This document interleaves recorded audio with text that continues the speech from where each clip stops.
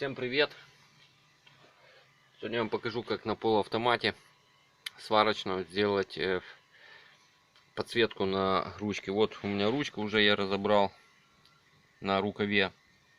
И вот я взял светодиодик белого цвета. Здесь припаял к нему резистор где-то 1,5 килоома.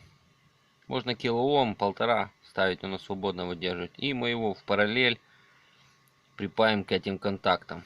Итак, что у нас получается? Вот смотрите, сейчас я включу полуавтомат. Видите, у нас засветился. Только мы будем нажимать кнопочку, он у нас просто будет гаснуть. Но все остальное будет работать. Ну вот, видите, лезет. Он гаснет, он работает. Очень удобная вещь. То есть вы посмотрели, что вам надо подварить, а потом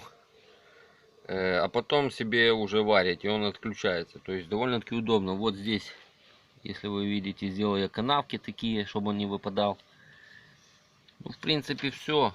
Тут ничего сложного нема такого. Тут, то есть даже любой, кто умеет паять, сможет себе сделать такую вещь. Давайте я сейчас соберу, покажу вам.